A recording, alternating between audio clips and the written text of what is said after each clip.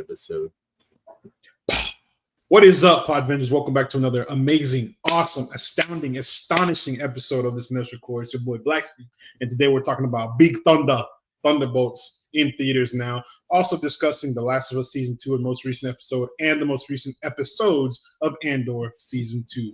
If you don't know, now you know the drill. Run that song. Cinestro Core, the cast, it's your weekly gold mine. Stay tuned in, stay tuned in. They got the beats, got those comic spins. I stay tuned in, stay tuned. And let's roll. Bro. Tell me something. Is Marvel back? They're back. I sure think so. First of all, shout out all the mothers. Mother's Day coming up this week.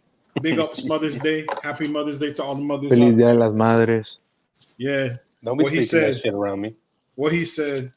Big ups Yelena Belova. You mothered so hard. You were cunty queen or whatever they be saying on Twitter. I don't fucking know. He said mother, Cunty queen. That's what they be saying on Twitter, bro. I don't fucking know. I'm just out here, bro. Wow, Yelena's haircut was so cunt. Co-opting lingo that I don't know Co-opting about. Queer lingo. He just queer baiting. You queer baiting. Oh, we have a bi person in our midst. So. Yeah, it's okay. He got his ass. The woke mob got to him. At last, the void. Sentry heard his ass. They finally finished the dishes and they could get on them now. Yeah, we put that on the gay agenda about. Yeah, we put Luis's assassination on the gay agenda about like 10 months ago. I'm finally glad that it went through. That's crazy. That's what I get for speaking on about on other people's behalf. On other people's behalf. I'll be How does it feel now. to be in the void, Luis? Yeah. Bro got hit with the boom. No, but yeah, let's talk about Thunderbolts. Good or bad? Good. Great. Unanimous. Good. I would say it could have been better. I agree. First of all, you're wrong. It's good. I think me and Graham were the ones who kind of felt the most. Nah, I'm lying. I loved it. We liked it, but we were the least. Yeah. We were the least kind of like what's it called, unabashed about our love about it, you know. Yeah. But but I'll let you guys go first. Matt, let's talk about what we thought. How was our experience? What, like you said, is Marvel back? Wait, Matt, question. What up? What's the story though? Like, what this shit about, dog? Mm-hmm. I don't know anything about Thunderbolts, even though I saw it twice. Picture this: 4 niggas who do the same shit. Mental health. A guy who's unstoppable. Teamwork. Love and happiness. End of movie. It's so simple. Also, that was really succinct. I like that. No, that's good. That was good. I love it. That was good. It's basically, you know, these characters who we've all seen before are working for Valentina, kind of as like her special like Black Ops unit. You know, John Walker, Yelena, Yelena, Ghost, Taskmaster, and she is being investigated by the CIA, by the government, due to her secret shady CIA shit. And they're like, hey, we're trying to put you in jail. So she's trying to cover her tracks, and in order to do so, she needs these people to kill each other. So she sends them to this fucking this little vault in the middle of nowhere, so they can kill each other. But guess what? They find out that what the plan is all along, that they're there to kill each other, and they say, actually, let's not do that. They figure that out after they shoot Taskmaster in the head. Spoiler alert. Exactly. Really and then they end up releasing Bob, who turns out being the Sentry. Yelena, what's her face, Val, who turns into the Void. Val thinks that all the experiments they've been doing for the Sentry project haven't been working. Turns out Bob actually he's the one successful experiment he took to the serum. She brings him in under her wing. She's like, actually, I can make you great, and she shows him love, and then basically she turns him against the Thunderbolts. They find out he's too powerful; they can't beat him. Then Val ends up killing him because he's too powerful to control. He turns into the void, and he engulfs all of New York City with his darkness. And then the Thunderbolts defeat him with the power of love. Friendship. Beautiful. Power of friendship. They Guardians of the Galaxy him, which is a compliment. It's about they defeat him with holding hands. They made along the way. Hugging. No, that's legit the storyline. Like it's the impact of mental health on an individual and as a group. It shows, really pushing through the things that should weigh you down, the big void of emptiness, so to speak. Each character has their own past, their own history. There's nobody perfect, and really that can be said for any of the Avengers or any of the Marvel characters for the most part.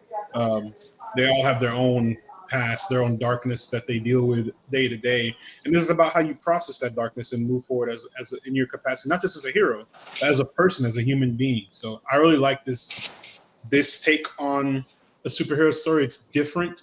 Usually it's just them like, oh, they're out here, they can do whatever, they can conquer anything. Oh shit, we have this little slight problem, but no, we're all good.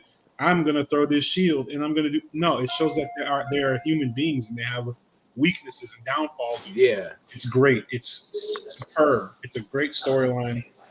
We need more of it. Also, we got to see heroes doing hero shit, saving people.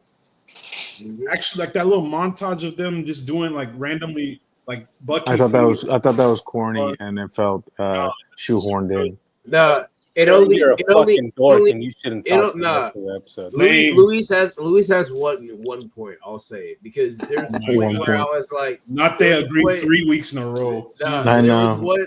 There was one point in that whole montage of them saving people where I was like, listen, I refuse. I see what you're going for, but I was like, I get it. They're actually not bad. When it's that giant slab of rock, and they all start one by one appearing to lift up the rock.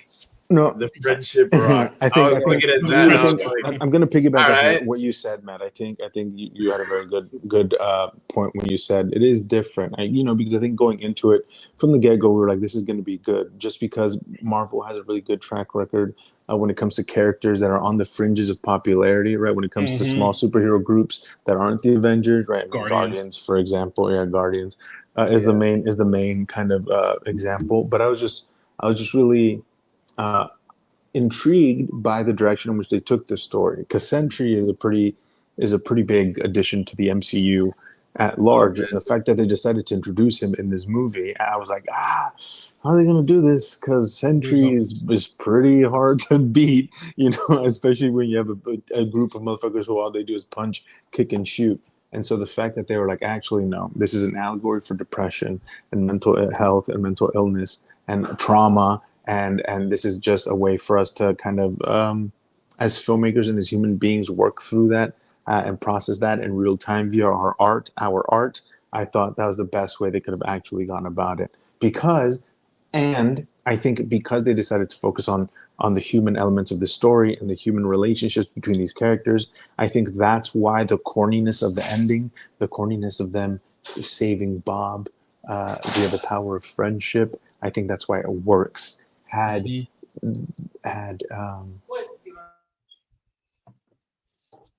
gonna piggyback off. Sorry. I was gonna say had the rest of the movie not taken itself too seriously, or had not taken itself so seriously, and then you have that ending, I think it would have been very jarring and wouldn't have really fit the rest of the film. So I don't know. I really enjoyed the approach that they took, and I think it really worked for the film. Agreed. Real quick, let's talk about the team. This is obviously not your everyday Avengers team. The lineup, like I said earlier, it's literally 4 people who do the same shit: shoot, punch, shoot. Okay, actually, all of them do the same shit. If you really look at this team, it has 3 Captain Americas and then 3 Black Widows, basically, if you count Ghost. Essentially, they have no healer. So no healer. They have no support. No strategists. Honestly, they can do a push, but they cannot hold an objective. Truly, is what the team has. Too many tanks. Is Red Guardian a tank? Red Guardian's definitely a tank. Absolutely. Yes. But yes, he's a vanguard. He's Russian Captain America. He's got to be a tank. He's a tank with vodka. And I mean, freaking John Walker is just racist Captain America. So he's not racist. It's implied he's racist, but it's not like literally comics. John Walker, he's a jingoist, which is like a polite way to say he's racist. He just does it with the A. He doesn't do hard R. He only does it when he's singing along. It does. It does. He did kind of decapitate that brown person in during this movie. It feels multiple times like when he's yelling at Ghost. I'm like, there's a R behind one of those words. A slur is brewing. A slur is stewing. He's had the hammer pulled back. He just needs to pull the trigger, but he's not there yet. Let's preface: we love Wyatt Russell, great actor, one of the last good Nepo babies, along with our new favorite Nepo baby, Louis Pullman, my freaking goat, Big Bobby, Big Robert in the cut. Oh man, I think having him in this movie, everyone's is gonna like crucify me for this, but I think it was better to have Louis Pullman as Sentry versus Stephen Young. So you hate Asian people? Yeah, I agree. I agree. That. I said Louis Pullman more gooder. I think Stephen Yeun's a great actor, but after seeing what Pullman did, I do not think of a single thing that Yeun would have done that wouldn't be like a worse, more watered down version of it. Like I feel like it wouldn't have resonated. I feel like you can't. Because Stephen Yeun has done some like incredible dramatic roles, right? But it's just like with Pullman. I feel like I was watching like a J.K. Simmons as J. Jonah Jameson or like a Robert Downey Jr. Iron Man situation. I was like, wow, he's really fucking hitting the shit of this. Yeah, because they forgo the whole aspect of Sentry's origin in the comics, which as much as I like whoever heard of the Sentry, it is a very convoluted thing. For those of you who don't know in our audience, basically the Sentry was like a really popular, like it's the same thing, he was a drug addict who ended up going into a lab and getting injected with this like super soldier thing to give him the power of like 1 billion exploding suns. Except he had the void come out, and you can't have the Sentry without the void. So he has Doctor Strange do a spell to wipe everyone's memory, and he slowly starts remembering who he is and starts remembering he's a Sentry, and so does the world. But then they have to risk the void. But it's convoluted, and I understand with time travel and all the stuff they've done during Infinity Saga why they kind of went away from that. They had to change it. Yeah, they had to change it because John Watts stole that shit for his movie. Yeah, which was ass. And nobody. The movie's fun. Everybody would be like, if he's been around this whole time, did y'all niggas not think to get him when half the universe was gone? Yeah, they didn't call him up. I mean, they called Captain Marvel. Look how well that worked out. Thanos ain't getting that shit off on Sentry. He ain't getting that purple punch off. That's not happening. Bro. Sentry gonna oof. And so the next movie is gonna look like a freaking TikTok. He's just gonna show up and like, shit, this big ass threat. Boof. Avengers Endgame would have been a quick. Where do we eat? They're gonna be eating shawarma again. I think when he came out as the I think the first time where you see him do like a Sentry thing, right? I knew going into this movie like who the Sentry was, and I knew like what he was about. But I will say, whenever he pulled up in Yelena's dream, and then she wakes up and she like looks at him, and he looks back and he's like, "I know what happened, but I'm not gonna say it because that would be silly." I was a little scared. I'm not gonna lie. I was like, "Oh no, that's the boy. That's not the right boy you're talking to." I think I like the fact that like his intro was very, and this was expected. Bob was going to be this silly character, this like, oh, how could he be? He could not hurt anyone. He's so innocent, so sweet. And the minute he starts getting like he's with Val, and she's like, oh, you're my golden boy, blah blah blah. You can do anything. I believe in you. And you see that Sentry persona lock in. I like the little details too. His eyes flash gold when he's like, yeah, I'm gonna do some shit. Oh yeah. Also, I'm a number one Louis Pullman Glazer. Like it's like him and Glenn Power right here. You know, they're up neck and neck on the whiteboard. Shout out the two best white out. guys. Yeah, we love them. After Graham, it's like Graham, Glenn Powell. No, Graham, Lewis Pullman, Glenn Powell, Timothy Chalamet, and then there's like 50 spaces of like whoever else. Austin Butler somewhere in there. Tom Cruise is within the range, I think. I think he's in OG white man rankings now. He's like too old. He's not a white boy no more. He's the white uncle. He's the uncle. Whoa, they're white, so they're uncles. Like you have to say the full thing. They don't get the abbreviation. Oh, he doesn't get the uncle. My bad. Nah, they're uncles. They're just uncles. My bad. That's there. Now, Lewis Pullman, one of the greatest nepo babies out there, bro. His acting prowess is insane. I feel like he was wasted in Top Gun Maverick. He was there for like literally 2 seconds just to be a punching bag for Hangman and look good. Yeah. So I hope we see more of him moving forward in bigger roles. I know with the MCU, he's probably going to be locked into some 20-year contracts. So we'll be seeing him until we're in our 50s. But it would be great to see him in some other movies, some other character stories, etc. He was in a whole nother level. And that little clip from the trailer, him being like, "Why would a guy take orders from anyone?" I was like, "Yeah, he's about to cook." I already knew that. I thought that line was gonna be so corny when I heard it in the trailer, but he brings up like a really interesting point there where I was like, no, he's technically like he's not even technically not wrong. Like he's genuinely like he's kind of spitting. Where it's like, why would a god take orders from anyone? And Val's like, why do you think you're a god? You're not a god. He's like, you just said I am. You said stronger in the event than all the Avengers combined twice. There's at least one god. I'm stronger than 2 gods.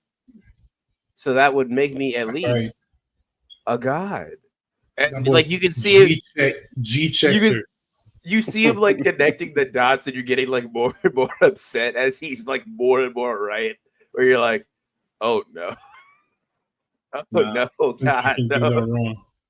He's like me after a fresh fade, bro. I feel invincible. I'm like, I feel dangerous. I feel like I got my haircut this weekend. I was like, boy, I look good. I look suave.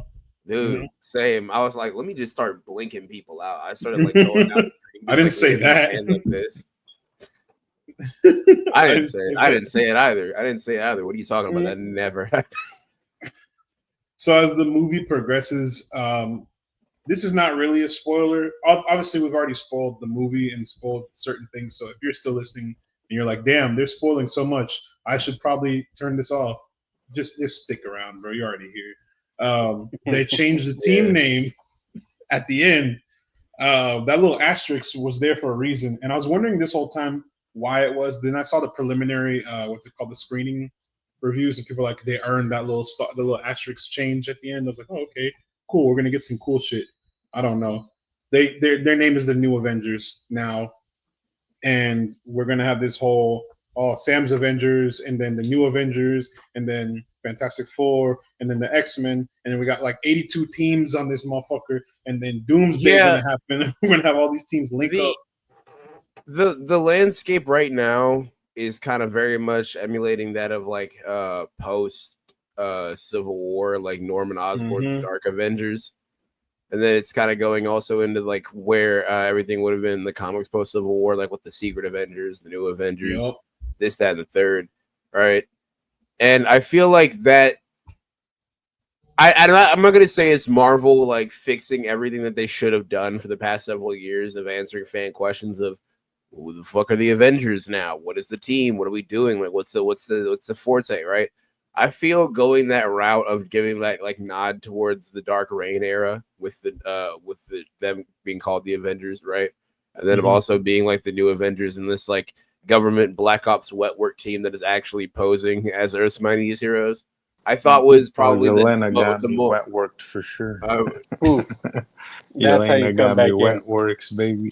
To the movie theater employee that had to clean up Luis's seat. I'm sorry, but Good Lord. Because it was mine. Godspeed, brother, and he knows ball.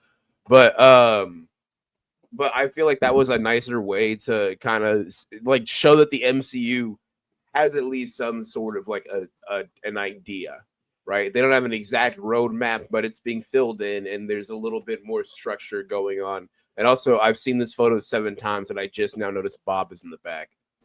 You just now noticed? I just noticed it as I was talking. I was like, "Holy shit, he is there!" Inconspicuous white boy. Point. He's a very inconspicuous white boy. You got Bucky just like,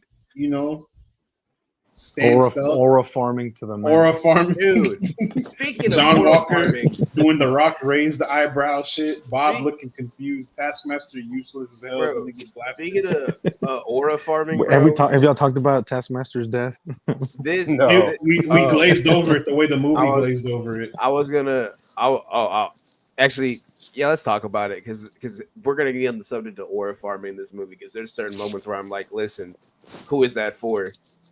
No one's at the camera out. Relax. You do it too much. And when Taskmaster died, I never said that. I think I mentioned this in the group chat, and I'll say it again just so it's on the record.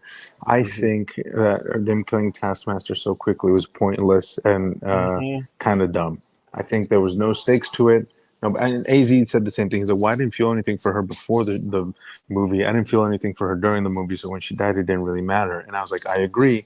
That's a good point. But I think they could have done throughout the course of this movie. They do a really good job of making us learn to like these characters. You kind of learn to fall in love with them. All the actors are incredibly charming. They're all very good. And so the fact that you get to spend 2 hours with them, you have no choice but to kind of have this affinity towards them. I think they could have easily done that with all of them, including Taskmaster. And then if you're going to kill her off at the end, where it would make sense once we built a relationship. Yes, once we built a relationship with her, once we've or Valentina or whatever. It says all it took was a shot to the head. Valentina could pull the trigger. You could have had her. Have the friendly. There was a leak that said that her and one of the first drafts of the movie, her and John Walker have kind of like this rivalry. We're going back and forth. Y'all could have kept that in, and then have her memory and tries to kill him every 10 minutes. Or something. Just something, a nice little funny gag, and then we learn to like her and appreciate her, and then she dies. That gives that ending of the film a little bit more stakes. It makes her death a lot more impactful. It impacts the characters because they built a relationship with this character. I don't know. It just felt lazy and kind of dumb, and I was just like, I didn't mind that they killed her. That's fine, but I just wish it's very unceremonious. Yes, they could have used it to their what's it called, to their advantage a lot better. Yeah, it was the biggest. I agree. Yeah. It was very obvious that she was gonna die in this film. It's just, bro, what the hell? Why would you do it that way? Also, I'm glad they updated the costume, because that other shit was not working. With the sports goggles, that paintball mask was kind of butt. I like this mask a lot better. From Batman Brave and the Bold. She looked like a ridiculous. Nah, yeah, she showed up and then Ghost immediately domed her shit very quickly, and I was like, what was the purpose of this? Why? It was to make Yelena feel bad. From the lens of somebody who watched Black Widow, and I was like, I watched Black Widow. This movie should have came out about 10 years ago. Oh no, yeah, but when I watched Black Widow, right, and I saw Taskmaster, and I was looking at the overall movie, I was like, this is not the strongest film, and I don't care too much about Taskmaster. That's also not really it's also not the weakest, right? But going into this, right, Black Widow overall is, outside of maybe I would say Yelena and a couple little family aspects, right? It's a very forgettable film. In the grand scheme of things, the MCU, I would say it's a movie that should have came out years ago. So when it came out, when it did, and I watched it, I was just like, all right, cool. And then several years later, Thunderbolts gets announced, and they say that Taskmaster's in it, and my first thought is she is going to die. And so in the movie, right, when they did the casting announcements for Doomsday, and everybody had a chair except for her, I was like, she's fucking gone. She's also not in any of the promotional material. She didn't do any of the press. Yeah, they put her in some posters and thought we wouldn't notice. I noticed. I see. I'm even looking at the fucking Wheaties box right now. It looks like she's color graded different than everybody else in this photo. She does it. She looks like whenever they posted the picture of like the Avengers and the ones who survived the flip and the ones who didn't. Yeah, she looks like she's supposed to be grayed out right now. I will also say, sorry. Something that I wanted to say about the movie is that I think the first half is much weaker than the second half. I do think it takes a while to kind of set everything up, and I think to kind of get rolling. I think the whole introduction of the characters and all of their, kind of catching the audience up to speed with who these characters are, in case you haven't seen Black Widow or seen Falcon and the Winter Soldier or seen Ant-Man, whatever. Just kind of like explaining who everybody is and what they can do, and kind of setting everything up for the latter half of the movie. I think it felt kind of tedious a little bit, and I was just like, all right. Where are we? Where is this great movie that everybody was talking about? And then they get to New York, and then Bob becomes Sentry, and then the Void kind of takes over, and I was like, okay, here we go. They're cooking.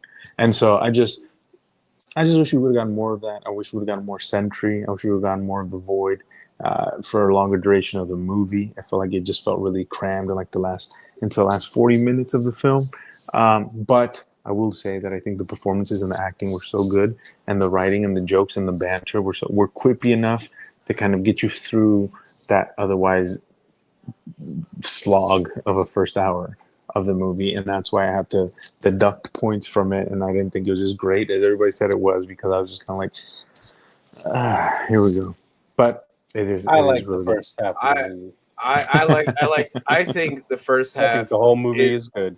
I think the first half, granted, there is a lot of setup, but I think the first half and just the energy that the film has is consistent enough to where I didn't really notice any like kind of drag in the pacing, so to speak. Like even when Bucky shows, dude. Okay, let me. I gotta say, speaking of fucking horror, dude, listen. We got Glaze. I got a Glaze. James Buchanan Barnes. Talk your outside of Marvel Rivals, where that nigga hit 17 ults on my team for some godforsaken reason, has never had moves like this since Captain America: The Winter Soldier. Bro, he was locked in. They're in the middle. So Red Guardian around this time, it has like a limo service where he drives in what he calls his tactical battle vehicle, which is just a shitty, broken down maroon limousine, like a 1998. Fucking limousine or 19 like some old ass fucking like smells like cigarette smoke old Hollywood type of limousine that has not been serviced at all.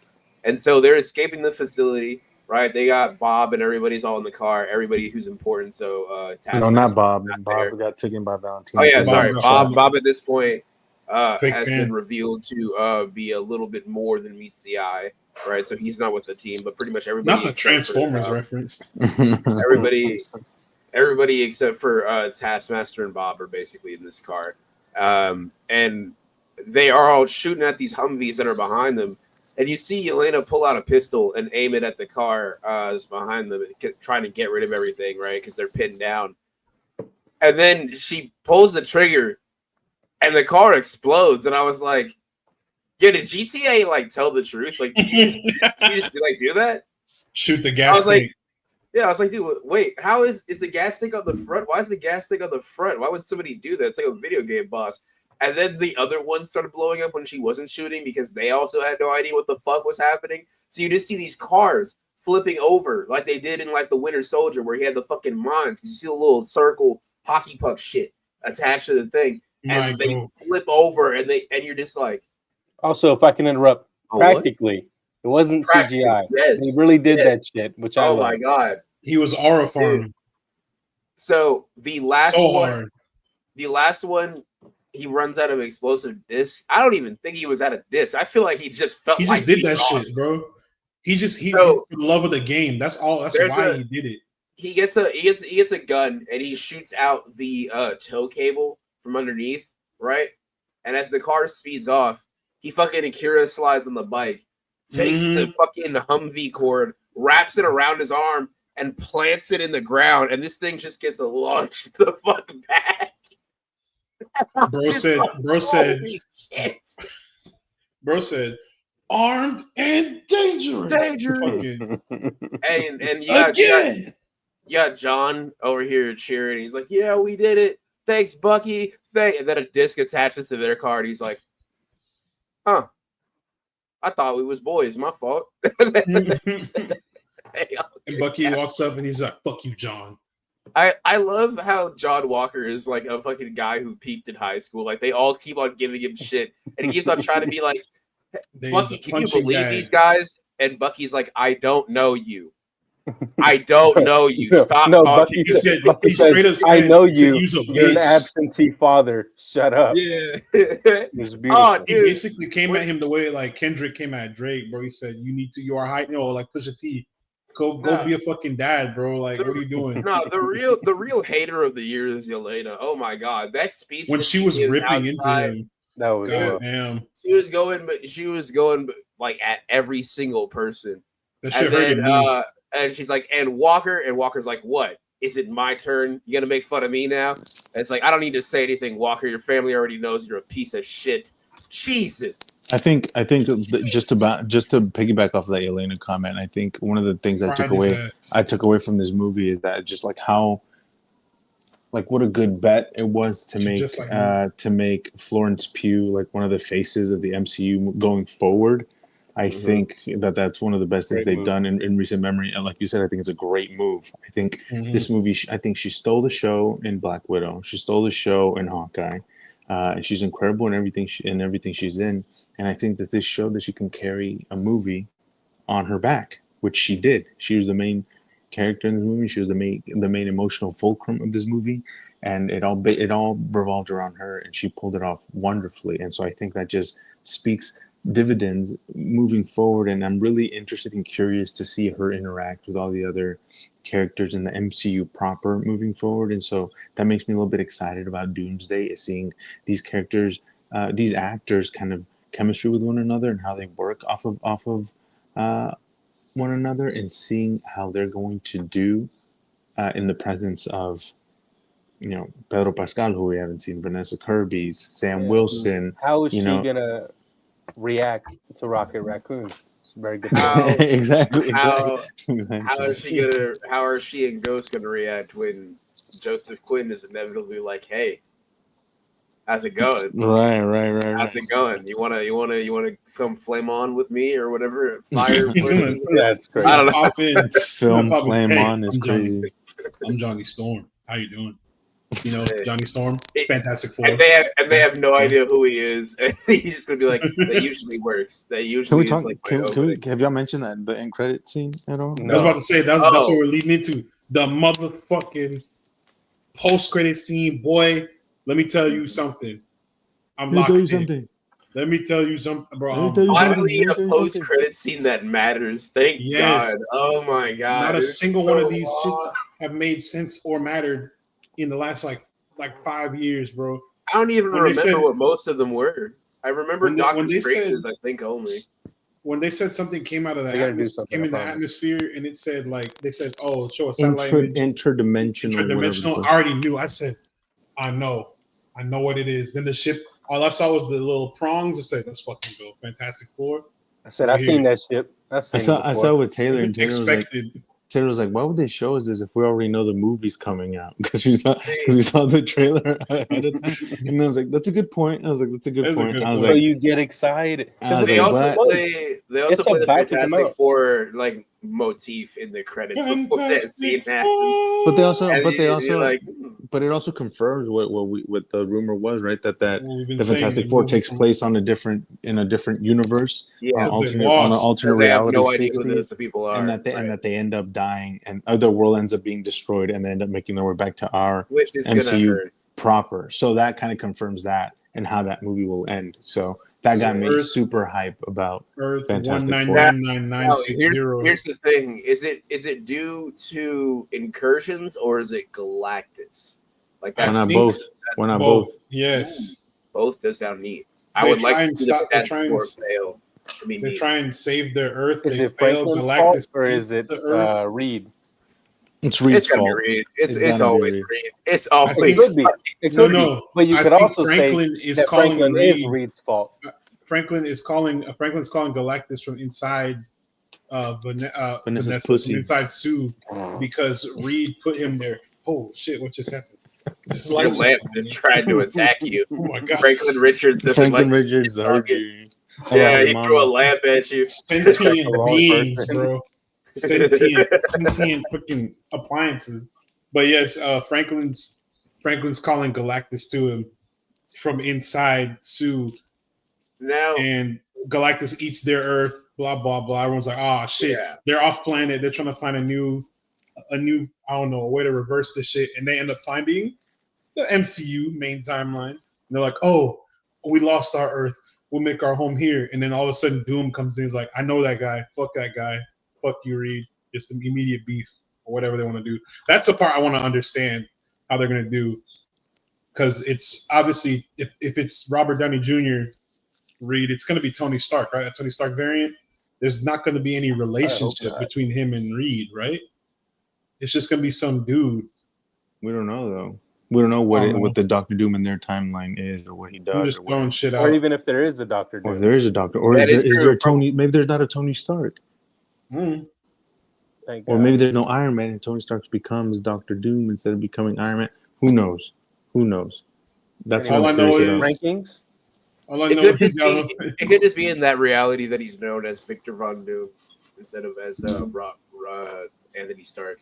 Tony Von Doom. Tony Von Doom. Tony Von Doom sounds like a rapper. I don't know why.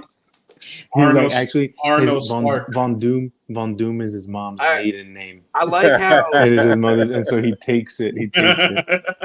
I like the main thing I like about the post-credit scene. Oh, dude, fuck it, I forgot when he gets his shield bent inward, and he's like freaking the fuck out. But he has the taco shield for like half the movie. Oh, dude, I love that. And he keeps it. He keeps it because he's like, I have no money to get anything else. Because why would Wakanda give you another shield, bro? Wakanda don't fuck with you like that. Yeah. But when he's gonna have to get the adamantium out of Tiamat Island from Captain America. But in that post-credit scene, I don't know if you guys felt it as well, but knowing that it was going to involve the Fantastic Four, when he stepped in with when Red Guardian steps in with this like tracksuit, the race car suit, the race car suit. Did you guys get flashbacks to like the original 2000s Fantastic Four? Yes, he puts like the fucking like advertisements like all over the brands. Yeah, he looks like a NASCAR driver basically. Dude, that was the first thing I thought. I was like, that's where it influenced. That's hilarious. That shit was great. Last glaze, and then we're gonna do ratings. I love David Harbour, funny guy. I like him more now watching this film. I would like a Red Guardians like a mini series or special presentation where he just does funny shit like on little missions here and there. You know what I mean? It's just him driving around town. I would love that. Just him driving people, talking a lot. Yeah. Yeah. My daughter was on the soccer team. So it's very good. That's how they get new members. He's recruiting. Yeah, instead of Nick Fury, might be cooking. And like a series, it's Nick Fury. It's him running around. It's just him driving around fucking Shang-Chi and like other random characters. That could work. It's like carpool karaoke with James Corden, but driven by a very excitable foreign dad. Yeah, I love you are a superhero. You want to join you are karate man. You know kung fu. I have seen many Jackie Chan films. Do you know Jackie Chan? And he's like, no, I don't. Shang-Chi. I'm supposed to get to. You are what you call daredevil. Do you ride motorcycle? You must be very good with Harley Davidson. Yeah, write that shit down, bro. We might be onto something. If they don't do that, it's a missed opportunity. That really is. Honestly. Oh man, it's so good. So speaking of being on to something, let's get on to some ratings real quick. What's y'all's ratings for this movie? Easy, what you got? I give this shit a 9, man. I haven't had this much fun in a Marvel movie and seeing it twice. Not just seeing it twice, but also the fact that like I went to this movie, I had a great experience, and days went by between like the recording of an episode of my initial review, and it doesn't change. Like even Deadpool and Wolverine, I had to knock down a couple pegs. This feels like an actual movie. There's a through line, there's a theme. The chemistry is great between the cast, and it got a whole bunch of very low grade characters and made me like them. Real. and I can't wait to see what all these people do. So yeah, Would I'm you gonna go give it 9 to 9.5 at the highest. That's crazy. Everything that was in this movie that I would have disliked was made up by the fact that, like, because I'm not judging this as like a great, like, a movie as its own. A movie as its own, I'd give it like a solid 8, right? But if as a Marvel movie, this shit is a 9.5, just based off of what we've had to deal with the past couple of years. As a Marvel movie, I'd give this a 9.5. Okay. Valid. This is good. Luis, what you got real quick? I would give this It's gonna be ass. like a I thought I 7.5. heard 6. A 7.5. Okay. Would you give Wakanda Forever? Higher than this? I think. How many Mexicans does this movie have? Fair. Got it. That's right. Fair. Maybe one of the guards. None. None. El Zero.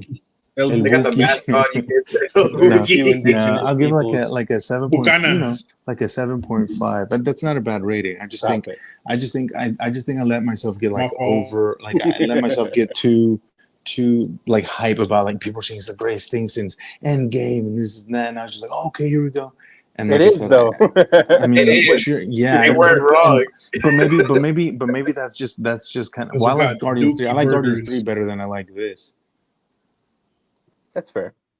And I just That's fair. so and I didn't think when Cap 4 was as bad as everyone said it was. So I don't know. I guess maybe It's not. maybe I was expecting, I think I'm grading on a curve just because I thought, I don't know, it's not bad. It's solid. It's pretty good. I really like the ideas and the themes that they're playing with. It just felt like they were a little bit half baked, and they felt like they tried to shove it all into the last 40 minutes of the film. Like I said, the first hour where it's all set up is just kind of boring to me. It's fun. They got good jokes. Yeah, you see Louis Pullman. You see his jawline, and you fall in love. You see his abs. You see his abs. What is there to like? But Yeah. I do think, like I said, but I did like the acting. I like the chemistry between the actors. I like the writing. I like the fact that there was a lot of practical sets and a lot of the stunts were practical and it was filmed on location. And so I really respect the filmmakers for making a real film and not filming this all on the void. Actually, you know what? I'll give it an 8. The void. I talked myself into it. I mean, not filming it on the volume. The volume, yeah. I've talked myself up into giving this an 8, actually. Good. Valid. Gerardo, what you got, bro? Man, I really, really like this movie. I think I'd be doing it a disservice if I give it anything less than 8.5 or 9. It's great. It's great. It's fucking 1 point to 0.5 more than you, Luis. Fucking dick writers. Fucking dick writers. Dick writers. I'm sorry it's not a fucking story about the Russian Revolution told through the eyes of a fucking worm. Or some fucking art piece about it. It's a fucking worm. Yeah, you fucking dork. You guys keep getting mad because I know fucking ball and I like cinema. You're I'm sorry. Fucking dork because you watch Criterion, you fucking nerd. You don't even know ball. This movie's good. It's got, that's crazy, bro. I like every Not me character. Being attacked for liking artistry. This is crazy. Pussy. This Anyway. is why I bet you're happy that Trump. I bet you're happy that Trump is defunding all the arts in the country. You conservative piece of shit. Fuck you. I'm not. Go watch your fucking baby slop. Go watch your fucking baby slop. This. Go watch your slop, you fucking baby. Go watch and my AZ, keep watching your cartoons, bitch. I don't want to hear you talking about shit. I'm the realest one. I ain't get nothing. 9.5.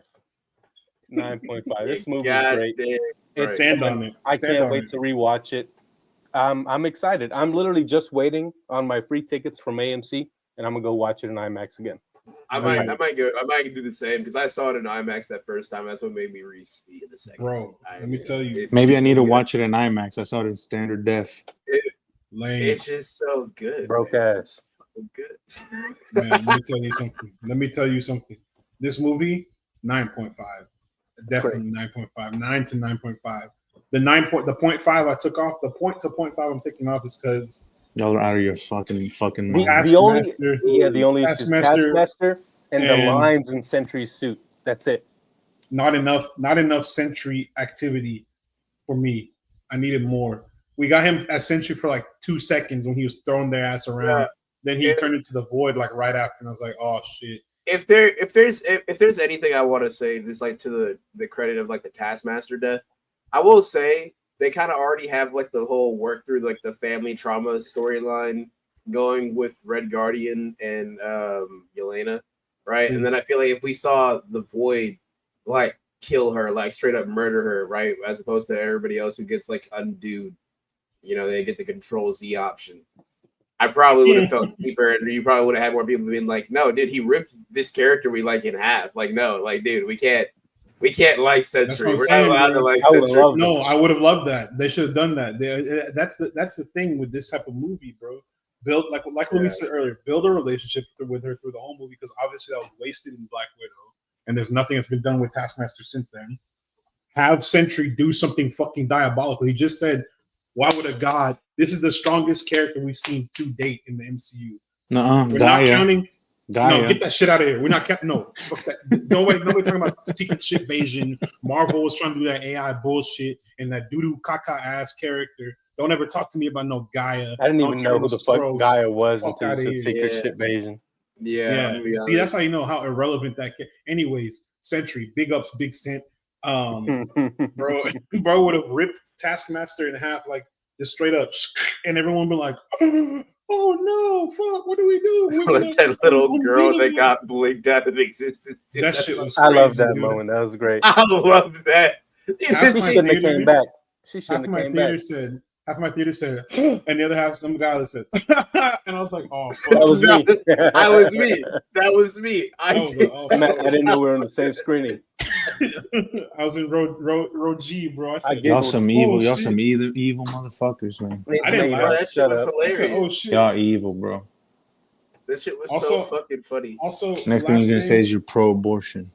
Last thing on the Thunderbolts, and then we'll move on. Is there any other option? What the fuck is going on in New York, bro? I'm never living there. That shit is so terrible. You had the alien invasion in 2012. You had some other shit going on. You got random mass vigilantes running around day to day. Right. The next Spider-Man movie should start with Tom Holland having to relive his worst moment. Because 50% of the people came back. Do you think there was one guy who was one of the people who got blipped out of existence, and he's like, "Ah, come on, again." Oh, Gary can't get a break."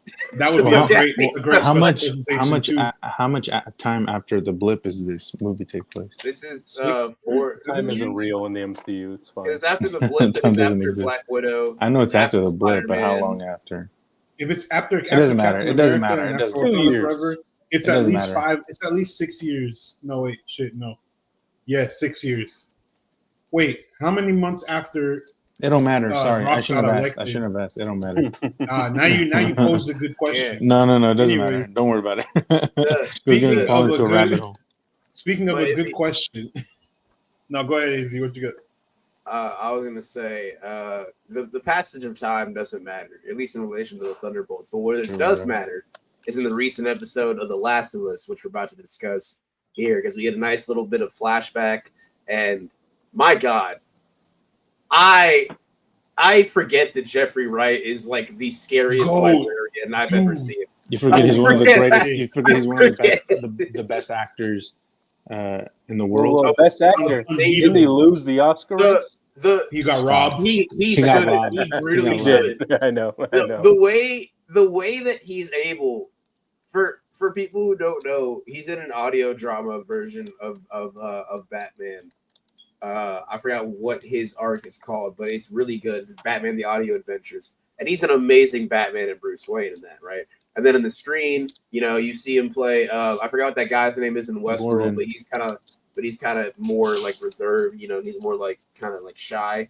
Kind of science fiction. Remember when he was in Hunger Games? He was in Hunger Games. That was awesome. Right? He was the best character. You see him as Commissioner Gordon in Robert Pattinson's The Batman. You see him in even something as simple as what's that movie where he's a black guy trying to write a book for black people? American Fiction. American Fiction. When he's that role and he's going should have won the Oscar. When he's doing that satirization of like a hood dude. That's also like is able to read, I guess. When he's channeling his inner Quan Mills. Yeah. when he's just going back and forth, he's able to disappear in a row. And like I saw him in this episode, and I was just thinking to myself, because it opens with a flashback from like 2018, because the virus begins in like 2003, I think, if I'm remembering correctly. And it's like 2018. It's like a bunch of Fedra guys. They have some random like homeless frat boy that they have playing one of the guys. I'm not sure. He looks familiar, but Josh Peck. That name doesn't sound familiar. I don't know anybody by that name. But but anyway, David Dobrik's clout friend is just yelling at David Dobrik's friend is in this show. And they're yelling about like, you know, like it's a flashback to like when Fedra still had some glimmer of power and like how the WLF got set up and everything.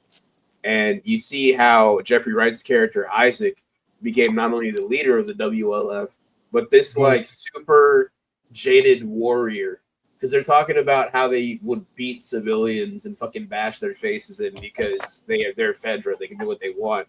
And Jeffrey Wright, he's sick and tired of the fighting. This just jaded veteran is like, well, it's not more jaded. It's like it shows you what I really liked about this episode. What I liked about that flashback scene is the fact that it shows you that there is no difference between the WLF and Fedra and the Fireflies. It's all the same. They all think they're doing something the good. Oppressor becomes the oppressed becomes the oppressor. Exactly. Absolute power corrupts absolutely. Right. So it's like they all think they're coming from a good, you know, from this good point of view, and they think that they have the moral high ground and that they've earned, and that you know they're being smushed under the boot of fascism. And then you think that Isaac is this good guy, right? Because he's turning on Fedra, he kills his Fedra agents, and he joins what you would think are rebel fighters. But then flash forward all these years later, and he's fighting against the Scars, and he's calling them slurs, essentially. And he's saying that it doesn't matter who started. If you started, I started, because I trained my people, you trained your people. He said, it doesn't matter. He said, you know, where's the next attack? So it goes to show that even though he may have started being the good guy, having a good moral compass, he's so far gone now at this point that he's lost all sense of himself, all sense of morality. He's a bad guy, and he's killing these people indiscriminately simply because why? Because they're different than him. Because they like a different religion. Exactly, because they're just a different. They're just a different. Yeah, exactly. Message just because they're a complete. Because they're a different person. Because they're different than who he is, and so that was what I thought was really cool about the episode. And I think, like you said, like Gerardo made the joke message, but I think that if left in less adept hands, the two actors in that scene, Jeffrey Wright and the guy who plays the Scar in that scene, I think, Ryan, right? Or Malcolm. Ryan something. I think he says in the behind the scenes. I think they're incredible, and the weight of that scene, I think, is just, I don't know. It's just really good. It was just very well done. It was a good introduction for us. Like, it is so much more like terrifying than in the game. Seeing that scene, because you don't get. I if I remember correctly, you don't get like the Fedra background. No, you get nothing. You get nothing on Isaac. He's just you run around on a horse and you read some bullshit, and then you're like, oh, they took over. Yeah, like you can pick up notes and get like flavor text and everything from like the world building and design, but you don't really get anything on Isaac. So being able to see that flashback is great. But that scene of him torturing the Scar is my god. Sorry. Seraphite. I'm gonna be honest. When I played the game, I didn't care. I was like, I can put a bullet in you all the same. I don't give a fuck what your name is, dog. So I blacked out from that. So sorry, I apologize. I forgot we're in the PC timeline of the show. No, but the show's doing a good job of that too. There's a point in the episode where Dina says, "And what if we come across other people?" And Ellie just looks at her, and Dina's like, "Agreed." She says, "Agreed." And so no context needed. Exactly, but that just also goes to show you, is Ellie and Dina's like crusade, is that justified? We want to believe that it is, because. That's why the story in the script, the way that the season, and I think season 1, you got to give credit to Craig Mazin, bro. Season 1 does a good job of building up Fedra as this big bad on the side of the cordyceps, right? And then you get into this season, it's like everyone's bad. Yeah. The worst part about this whole apocalypse that brought the bad in everyone.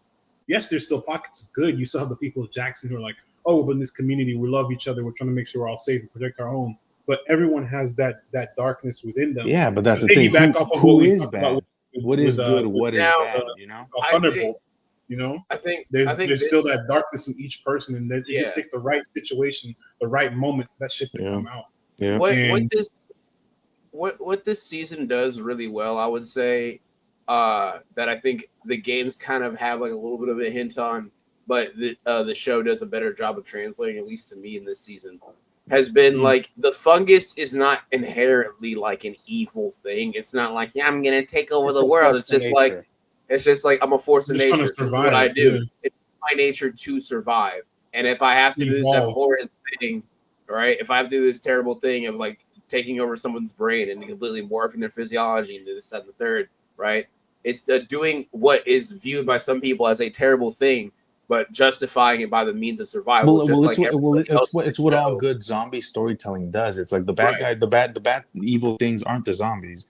It's the other human beings that are still alive. You know, the zombies are just kind of there. Yeah, it's the limit of what humans are able to do in order to survive. It's what The Walking Dead has tried to do over the course of 15 years now.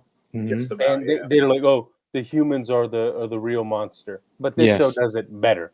Exactly. And look, and I think I understand people's gripes with the show. I think they're completely valid, and I think the first 3 episodes. That's what you said on TikTok.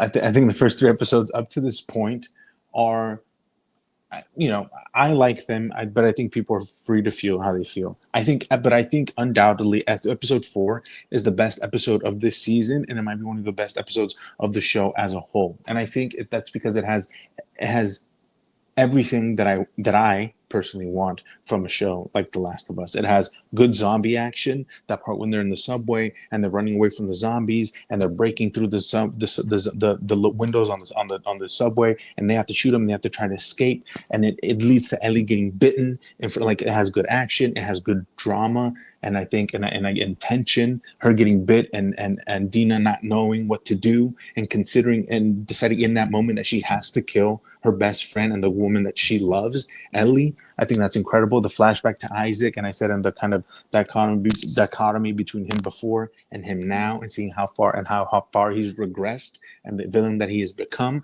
Like it's like that, and the world building. It's building and it's making us realize that the world is so much larger than just Jackson and just these characters like Jesse, Dina, Joel, and Ellie. That there's so much more going on. There's so many different characters who all have their own lives and their own stories, all while still having to deal with these zombies and yourself and your own personal relationships. And I just think this episode had everything that I wanted from the Last of Us episode. And I think finally, getting the whole, all right, we have to kill Joel. You guys know Joel's gonna die. We have to get there. All right, Pedro Pascal's gone. He's no longer part of the show. I think getting over that hump, I think is now they're free. Now the show is going. Now they're hitting their stride. Exactly. So you're right with that, Luis. Because to hit on what you're saying, I like how it tells this very contained story, but the world doesn't stop for the story. Right? You can see there's still like moving pieces in the background. There's still a greater, broader conflict going on that Ellie's just brought her story into. Right, it doesn't all revolve around her compared to like how the game feels, where you're very hands on, so it feels all centered around you. Yeah, and I like how you can see like the effects and the humanity of even the people in the WLF or even like the other Seraphites, right? And I think, like you were saying, the that's a good fictional slur, man. I'm sorry. Dirty fucking scars. It's because it's got a hard R in it. I think that might be why it's just punches. You gotta so call I wouldn't say a hard R. It has an H. With that H. They're not called skurs. My skurs. Them dirty scars. They're just fans of gentrified reggae music. The scars. But I think no. Is sorry, that I think that guy who said. Who was with Isaac at the beginning. I think that's a good indicator too of like how far these guys have come. Where he says he deserves it. He's a fucking animal or something like that. I just thought that was a very good little piece of writing just to show like, these guys are pieces of shit. Neil Druckmann wrote that part, but he was being for real. The scene, Yeah, he was being- the acting between Bella Ramsey and Isabella Merced, who Isabella Merced, if you see this, please call me. But Yeah. Do y'all know if Isabella Merced loves losers? because Do I have a chance? because like if she likes like pathetic losers who like read comics, like I know a guy. Isabella Merced is carrying this show. I think she But, steals every scene that she's in. I think she's incredible. I mean, she's great in everything that I've seen her in, but in this show specifically, she's out of her fucking mind. When her and Ellie get into the theater, like before they even enter the theater, when she just has that like expansive like void on her face, when she realizes like what happened, I was like, that's some good micro acting right when there. Ellie is singing and playing the guitar, and all she's doing is sitting there watching her, and she starts crying. It's incredible, dude. She's so fucking good. She's so good. The scene that sealed like the dynamic of like, listen, Isabella Merced, Bella Ramsey, I need the both of you to be in every single thing that I watch because you're both amazing. Is when Ellie is like, listen, I got bit. You don't have to believe me. You don't have to do this, that, and third. But what I'm going to do is with my hands up, I'm going to walk over there. And in 2 hours, when I'm the exact same, you're going to know I fucking told you. I love that scene. No, I like that what she said. So beautiful. She said, I don't want to be, but you'll see that when I wake up, I'll still be me. Baby. And I was like, that hurt. She said, I want was to like, I've been there. But I'll still be me. Acting. Real when I check hot schedules and I see I got another shift, and I'm like, even though I don't want hot schedules is crazy. Your job is bougie. You got hot schedules, bro? Yeah, bro. They got what? You're hiring? Yeah. What they got? Yeah, PTSD. I had to pay $3 to check my work schedule. That shit crazy. Which I got. A paid app. $249 app. How do we feel about Tommy not leaving immediately? Bro. We'll see how you got it. You got to give it. I think he does leave. Ellie doesn't leave immediately either. He's gonna leave, I'm sure. But that's what I'm saying. This time jump, I don't like that change. Okay. It makes me feel like Tommy's not riding for Joel in the way that he does in the game. I understand he understands he has obligations to his new community. A kid. He has a child, yes, but he has all of this in the game, doesn't he? I don't remember. I don't think he has a son in the game, does he? Well, I don't know if he has a son, but he still fucking slides because that's his brother. They killed his brother, and this motherfucker waited and for 3 months in fucking meetings. I think what they're doing, is they're doing a misdirect. I think people are going to be mad because we don't think Tommy's going after them, and then it's going to turn out that Tommy's been tracking them this entire time, and there's going to be a scene where Dina and Ellie come across. But listen, what we're not going to get? We're not going to get that Abby walkthrough of a whole fucking morgue. We don't know that Tommy filled up. We don't know that.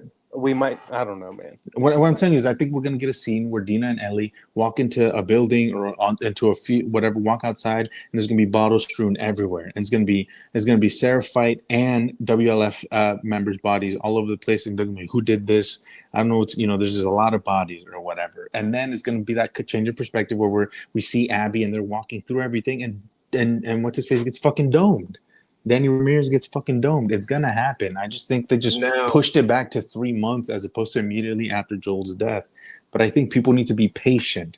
I think we need to relax. I think come the end of the season, we'll see what's going on with Tommy and just how far they've deviated or not from the game. I think give them a chance to let them cook. Give who? Let Craig. Neil Druckmann cook? Neil's not writing on the show. It's mostly Craig. I know. And the thing is, like, he did make superhero Tommy, movie.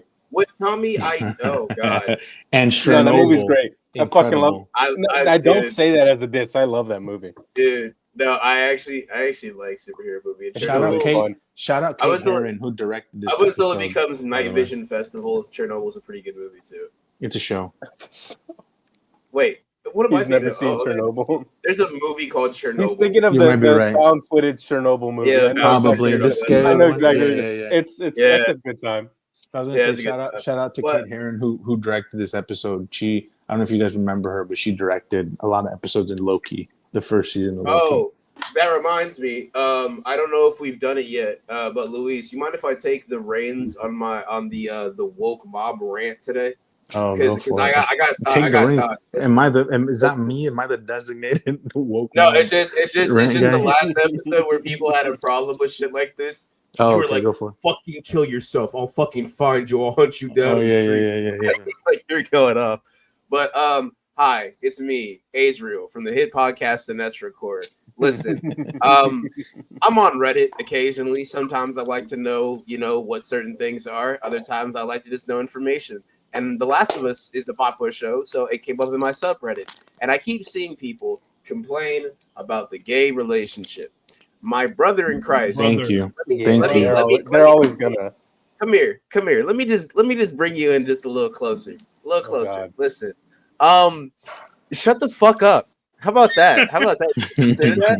Great You ever point. make a list of options and think maybe I Very can actually pertinent. take my head out of my own ass for 5 seconds? Because Mhm. look, in a world where there are mushrooms, fucking Mario toadstools walking around that crave human flesh, why are you drawing the line at 2 women having Homosexuality. Taco Tuesday time together? Why is Exactly. that your line in the sand? The most Taco unrealistic part. Tuesdays? The most unrealistic part of their gay You said relationship. Taco Tuesday about a Lesbian relationship. Hispanic. You know exactly what I Latin, meant. Oh, a about a Latin Hispanic. character. Whoa. A Latin character. You said Taco That was Tuesday. not Latine. Latine. Show some respect. I will say. Well, also, but to piggyback off of what you're saying, actually, We got him. I've seen people complain about. They're like, oh, making Dina bi-curious is like, shut the fuck up. She's not bi-curious. She is bisexual. She is in the game. And if people were bitching about this last show, she needs to choose. they're bitching about it last episode, and in this episode she explains it perfectly. She says, when I was younger, I told my mom I like boys and girls, and my mom said, no, you like boys. And so what that does is that it helps us realize that she's had these feelings for Ellie. She always has. She's not using her. She's not playing with her. That it's real, and what they have is real. But it comes. They both that she's been suppressing it, and it took this traumatic event, them almost dying, her almost losing the woman that she loves, to her finally come to grips and come to terms with the fact that this is okay and that this is what she wants, and that she wants a future with Ellie, and she wants to have this baby for them, and that they're confessing these things to each other. She confesses she's immune. She confesses she's pregnant, and so it's like it's called moment. And also there's a point where. There's a point where, dude, that was it. Those were 2 things on the subreddit. So the first thing was when they're going through Seattle, right? And there's all those gay flags and like pride symbols and everything, right?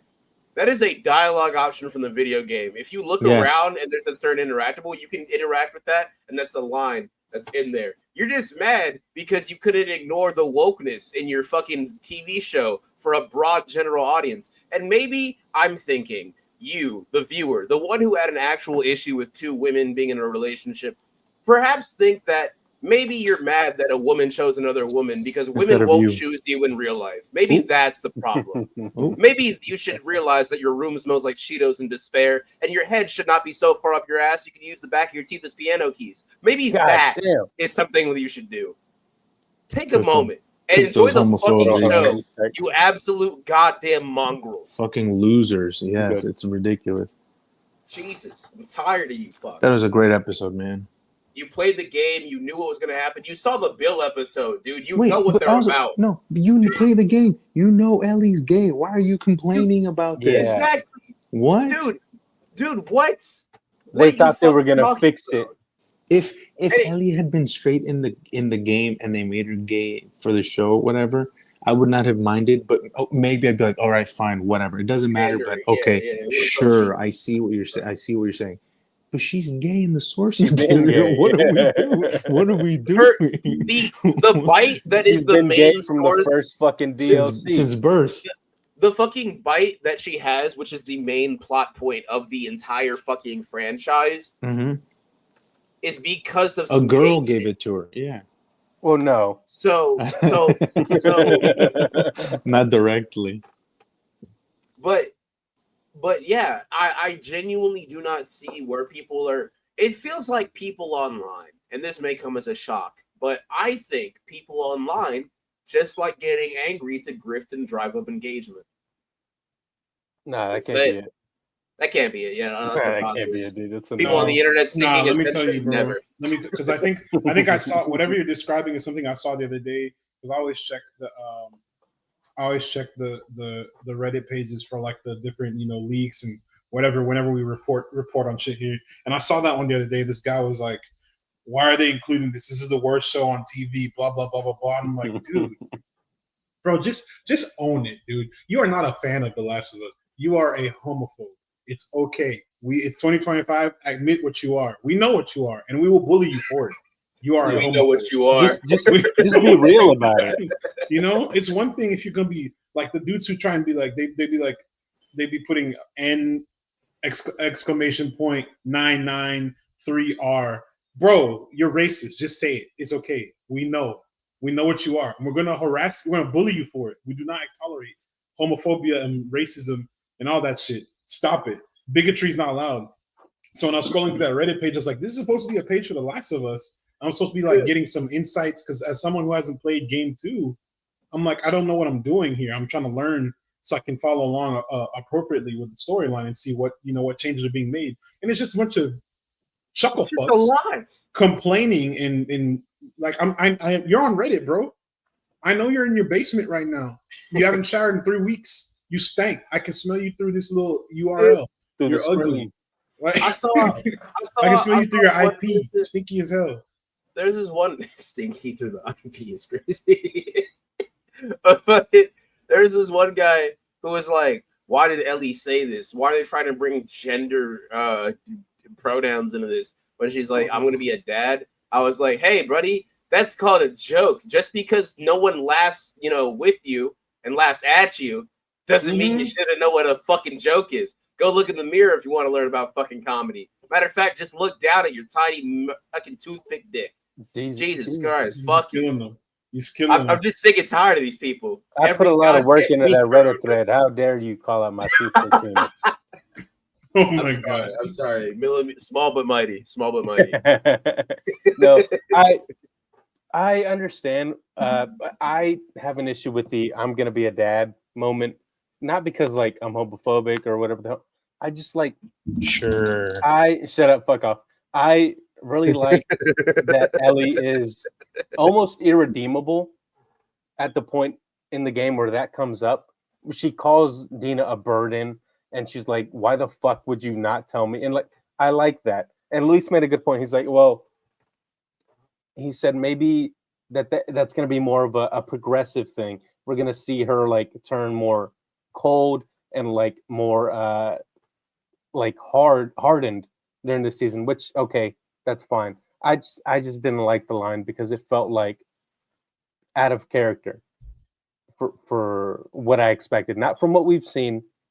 But I guess I'm just like getting too hung up on the games because I really like the game. I like the second game. I don't care what people say. It's a good game. Yeah, Abby's a bitch. I wish she died, but that's another thing. We can't get everything we want now. Yeah, we can't. We can't always get really mean Ellie bullying and pushing away everyone she loves. I guess that'll come later. I really am excited to see what the rest of the Wolves are doing. Specifically, my boy MCU Falcon. What is his name? Danny Ramirez. Danny Ramirez. Yeah. I want to see bullshit. My nigga Manny, who has to punctuate every sentence with both a punctuation mark and a Spanish word. This I is love my it. Just remind you, Abby. This is my hermana, Abby. We're gonna go down to No, he says the right. He speaks good Spanish. We're gonna go down to La Cocina and get some food. I'm like, God, fuck you. Stop it. You know what you're doing. Otherwise known as comida. It feels every time he does that shit in the game. Duolingo. It's like that's a writing thing, though. That's not on Danny Ramirez. It's not on Danny Ramirez. But every time he did it in the game, dude, I would just get that same feeling that Stewie gets whenever Brian uses like a pretentious word or like tries to talk about something he knows nothing about. Like, why did you do that? Neil Druckmann Who's that did for? that, by the way. Who are you trying to impress? Stop. Fuck that guy. Neil Druckmann work, by the way. Neil Shipman. Real fuckman. We're never getting invited to the Last of Us for season Thank 3. We're God. never getting invited to the Naughty Dog premieres. Yo, Naughty Dog, we'll be nice to you when you start making more Jack and Dexters. Until then, Neil Fuckman. Fuck you. Be nice to It's him when he gonna be stops being a Zionist. Who's That's gonna gonna be the have the thumbnail. bench press record now in the show? Because it's not gonna be the show, Abby. That's true. That's true. what I want to know. It's gonna be the Jesse. I'm bringing it back. Why isn't because what she jacked? What if the Swole time Asian skip happens between Jesse. what if the time skip happens between this episode and the next one, and she's just like Broly, basically, like she has no I'd be neck. okay with it. I'd be Just okay like- with it. It's gonna be She looks big like fucking Kefla. Solomon Grundy, basically. She's been eating all the Seraphite she's killed to get mass. Ooh, bro. The Family of the- 5, good macros on that one. Speaking yeah. of mass, dude, I like the little coming up clip from this week because it showed what I was thinking last week. I was like, bro, I don't know shit about game number 2. I do know about the Rat King. I said, when are we gonna see that? My boy, coming. Rat King. It's coming. Also, they said that shit airborne. I said, shit, they're gonna be breathing in the cordyceps. Oh, so they're bringing in the spores?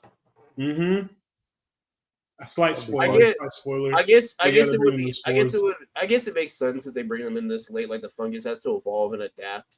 Yeah, it's been like So in this timeline. It's been 26 years. It's Since been a it's long been- time. if you had the Yeah. spores outright, I guess more of humanity would be gone. That does make True. sense, right? That Niggas does track. coughing. Because especially since it's during like the winter season, is where most of this takes place, like with the inhospitable weather. Mhm. So it'd probably just be like fucking, I don't know, throw a spore on whatever fucking walks by. I don't care.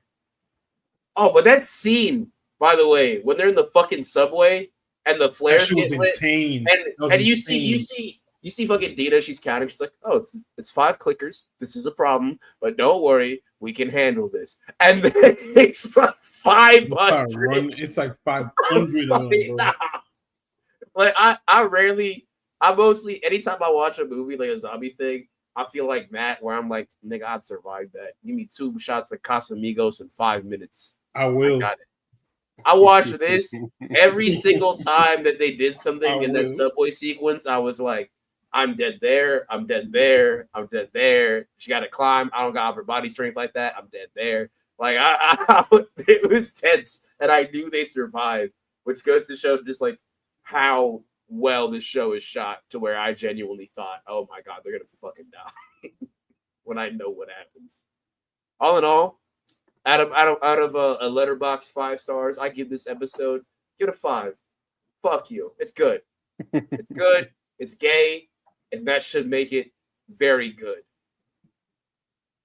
I think Fuck I you, agree. Neil. I agree. It's the way I described it in the text in our group chat was that it's kind of like it's the same energy as the Bill and Frank episode from season 1.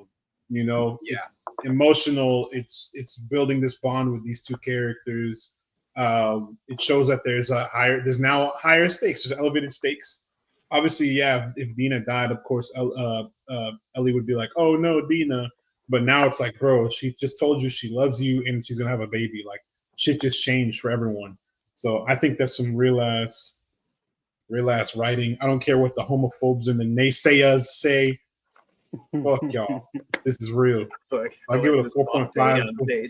I give it a 4.5 to a 5 star. My only gripe Out of what? out of 5 stars. We're letterboxing it. Yeah, we're Oh, literally- got it. Yeah, so 4.5 out of 5 stars. The only gripe I really had was like I need more Isaac. And obviously we'll get more of him as we go on this season, but I feel like I didn't get enough. Swiss cheese. Yeah, I got a taste of him. That's crazy. You got a taste of a man. You got taste of him, gay. Speaking of Bill and Frank, Hold up. Oh, sorry. Who's next to rate it? I'll rate it 4.5. It was a great episode. Valid. Nice. AZ. That's all you got? I'm not saying that. I said my gripe. You said 4.5. I said You a said- 5 because it had it had 3 of my favorite things. It had rain, It had gays and Seattle. I really like Seattle. I've been there once, and except for the fentanyl, it's an amazing city. I Incredible love city. What do you mean? The fentanyl is what makes it great. I don't. Fuck the Seahawks. Fuck the Mariners. If I had room, I'd do a Nirvana. fold right now. I did it last time I was there. I did. Saw a dude fentanyl flopping in front of the Space Needle, and he was like trying to sell balloons, but he didn't have like a stand. So it was just like a fucking blanket, and he had them just sprawled out with a bunch of like loose inflatable balloons, and he was kind of like flopping. He kept on trying to like sit up and blow into the balloon. It was very sad, but kind of funny at the same time. Everybody stand for the Pledge of Allegiance. Everybody flop for the fence of allegiance. The fence of allegiance is crazy. That's incredible. That's incredible. I'll give this episode of Last of Us a 4.5 as well. I think it was incredible. I think it was awesome. I think it's what the show should be, and I expect more of it. Criterion Films, The Last of Us. Y'all need to stop talking all that shit, all that mess. So yeah, anyways, talking about some real ass TV, the best written, the greatest, probably my favorite show on TV now. My favorite film series. Let's go. We're talking about Big Andor in the cut. Why is it so good, Matt? Why is this so good? I don't know. It's because it doesn't follow the formulaic basic, what's it called? The basic formula. Shit, I just said it. Basic formula of Star Wars, of most recent Star Wars movies. So let's backtrack a little bit. Rogue One is probably, after Revenge of the Sith, is probably my favorite Star Wars movie because it's just so fucking good. I had nothing really bad to say about it. I loved everybody in it. They're all acting their ass off. It's great. Great story. Obviously, it introduced us to Cassian. And with the Andor series, we get more of this. And that's amazing. That's what Star Wars should be doing, bro. Also, to the dude who tried to charge us up about bullying Star Wars theory, don't do that. This is not the smoke you want. What'd they do? Somebody tried to charge us up? They tried to what? He said somebody in chat. Tell me if I'm tripping for this, chat. Leave a comment if I'm tripping. He said that we're wrong for saying that Star Wars theory doesn't love Star Wars because he must quote unquote love all of Star Wars. I never said that. I did not say you have to love all of Star Wars because I don't love all of Star Wars. I don't love all of Star Wars. I said it. I said love all of Star Wars. And Star Wars theory is a bald prick who needs to fucking learn what a brick is. I said Star Wars theory loves his idea of Star Wars in his head. Mm-hmm. That what he thinks it is, what it should be, and that's incorrect. For Christ's sake, that's categorically that is fat. That's a fucking fact. Anyways, if you love a property, you cannot look in the eyes of to a man who was in the films, scan his face digitally, and then get mad at that guy for being mad at you using his likeness for one, and for two, misinterpreting a story, and then having the gall to tell Mark Hamill that he doesn't know about Star Wars and just fucking what, dude? That's crazy. No. Get your raggedy ass fan film, get your boo boo ass fan film, and your butt chin and your bald ass head out my face. I've said the gloves are off. I'm sick of it. It would be like if I was being kind earlier. What is her name? What is the name of the woman who plays Miss Marvel? What is her name again? Iman Vellani. If I went up to Iman Vellani and said, "You don't even know Spider-Man's real name," I would sound like Star Wars theory because she knows fucking ball. Like I can't tell her who's been in the movies and is a fucking nerd that she doesn't know. And to tell the showrunners of Andor that they don't know what they're doing, that they're being too real, that they're being too grounded. Motherfucker, space wizards. I know, space wizards. It's niggas who can move bricks with their hands, with their mind. Like they got laser screws. And you get mad if there's blacks or gays or sexual assault. Or rape. Brother, my brother in Christ. Why are you mad at the sandwich? You made the sandwich. And what are you talking about? I cannot blame Star Wars theory entirely because Star Wars has not done anything real to this point. You know what I mean? It hasn't been this in-depth, this gritty.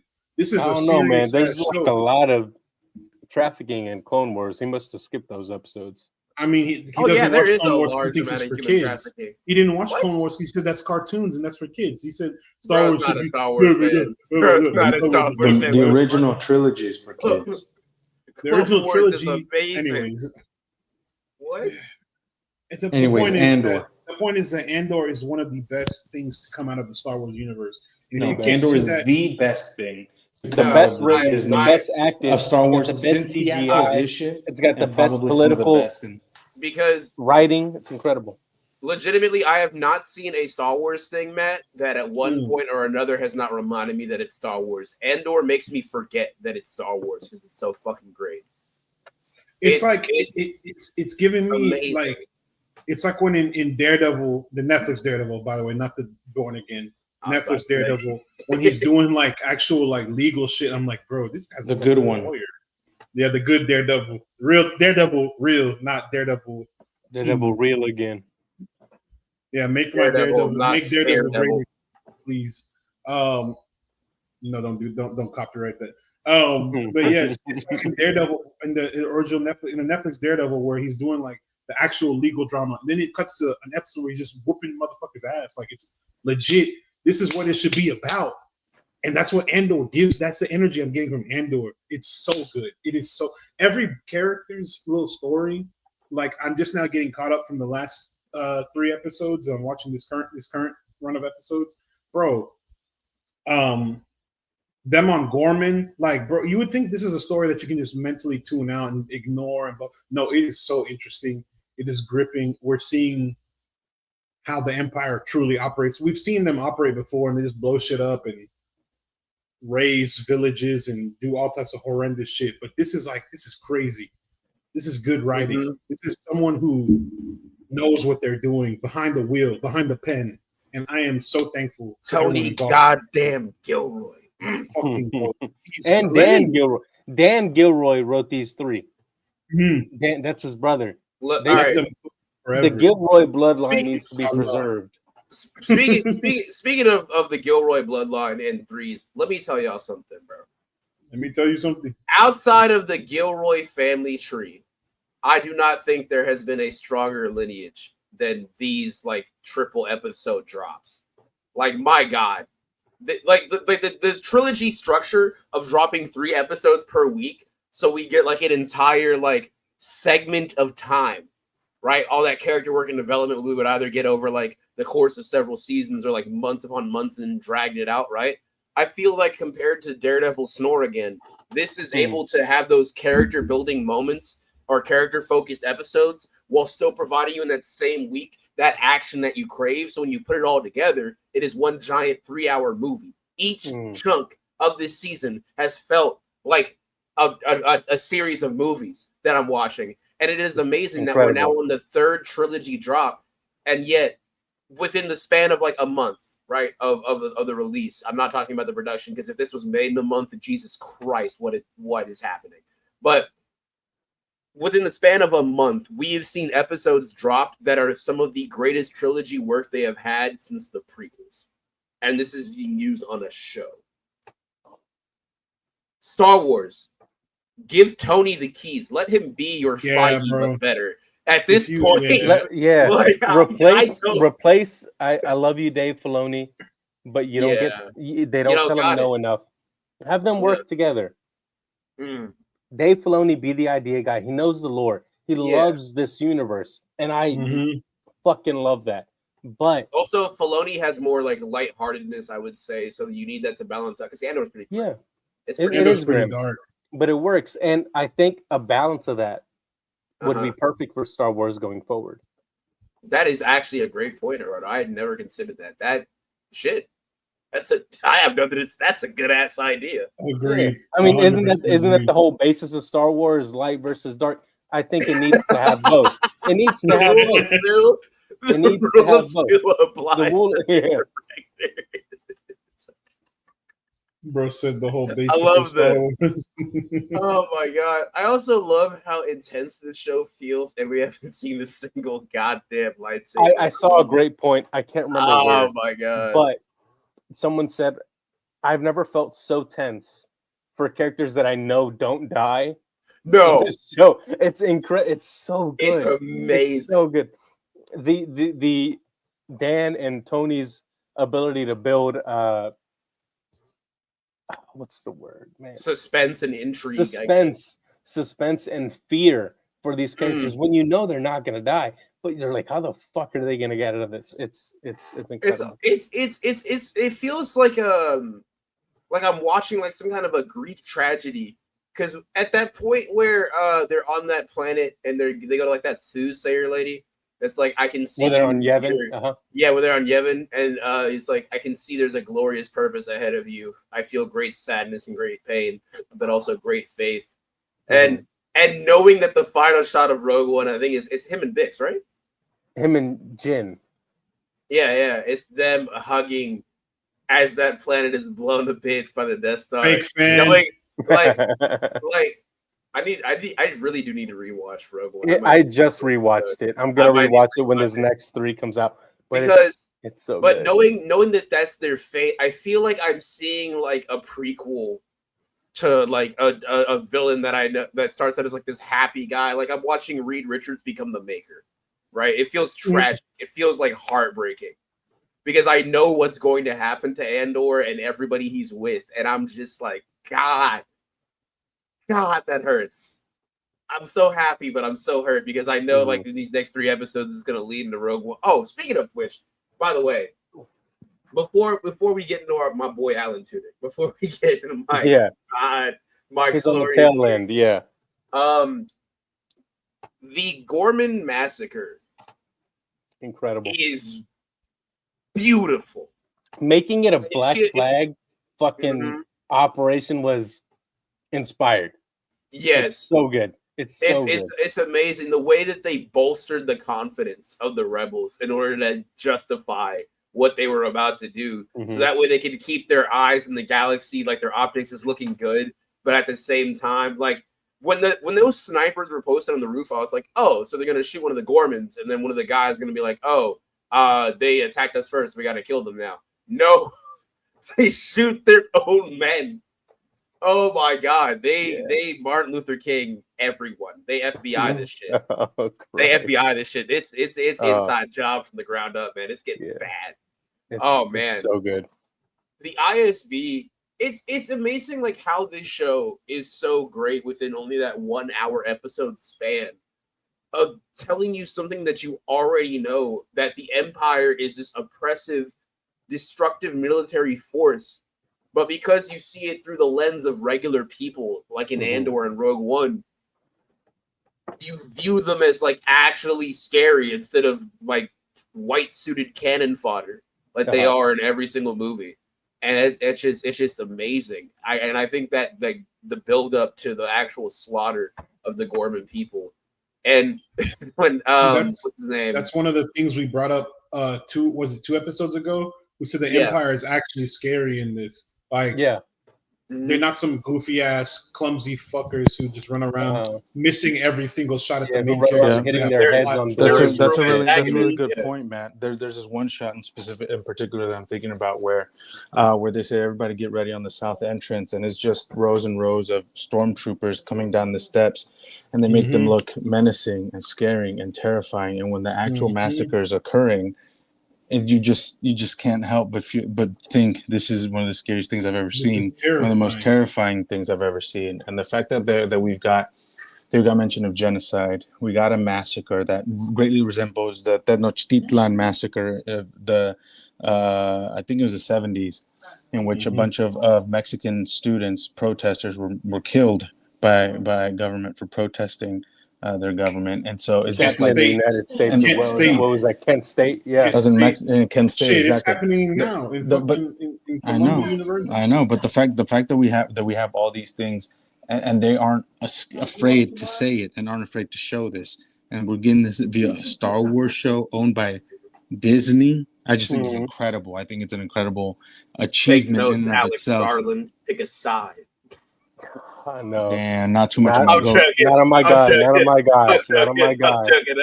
I love warfare and I love you, Alex. Civil War. Say you love it. It's okay. It's okay. I like warfare more. I also wanted to say y'all had mentioned something about how how Dan and Tony Gilroy do a really good job at like building suspense and tension in these episodes. But I think a lot of that has to go to the filmmaker as well, the director. I forget his name, yeah. Jans something. I think he's a Danish filmmaker and documentarian. I think The cinematography is immaculate. yeah, the fact a lot of that has to go to him, the blocking, the choreography that goes into the shots, how the camera moves and pans. And I think especially in episode 8, which might be one of the greatest pieces of Star Wars media ever committed to film, I think is the filmmakers that they've gotten for this season are out of their fucking minds insane. It looks incredible, it feels incredible, and it's just so I don't know. One thing I really want to say about the show and I'll shut the hell up, is just how pertinent this show feels. You could have made this show 10 years ago. It would have felt really incredibly relevant. You could have made this show when Star Wars dropped, and when the original trilogy dropped, it would have felt incredibly pertinent. And I think we'll see it in 10 to 15 years, 20 years from now, and it'll feel incredibly pertinent as well. I think at this point with this show, I just cannot believe the amount of I would guess like interest, the amount of invested that the amount of how invested I am within not even just the narrative, but these characters and everything, right? Looking forward to the show week to week. It comes in 3-episode chunks, and yet I still find myself wanting more of it. Like, I feel greedy. Yes. And I have not felt that way since The Penguin, which, as any of our listeners know, The Penguin was one of our most celebrated, incredibly loved on this. We had no negatives. We had no real negatives. They were. I have a negative about Andor. You have a negative about a positive, bro. I think every time. And I mentioned this. I put this on social media, but I think it's pertinent to mention now. I think we do need more, but I think the time jumps are a little bit jarring. I think the 3 episodes work beautifully well, and you know, as a piece. But every time we jump forward a year, I feel like I'm missing a lot. But I'd said that the first episode does a really good job. They do a good enough job of like recovering the setup for things you might have missed. That's what I was gonna say. I said that the first episode does a really good job at filling in the blanks and kind of letting us know what we've missed up to that point. I'd say so, yeah. But I disagree. I like the time jumps. I like it because I feel like we get, even though we miss things that happen off screen, right? I feel like we still get more story and more progress made within the larger world building of the narrative. I feel like we actually see a gear up, because I feel like if we saw it like in real time, right? Or not necessarily in real time, but like there was less of a jump, right? And we saw a lot of the bits and pieces and this went on for like 5 or 6 or like God knows how many seasons, right? I feel like it would feel like whenever Netflix or the CW adapts like a superhero comic thing where they go by like some kind of pseudonym that's almost close to the name and it's only in the final episode that they actually put on the fucking suit. I feel like that's how it would have felt.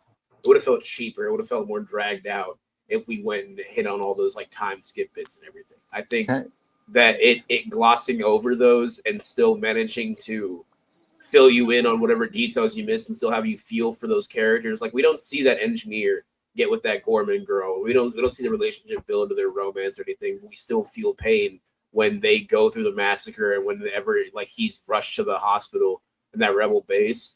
And that I think also just goes to show how great the show is, because it's doing so much and giving you so much with so little.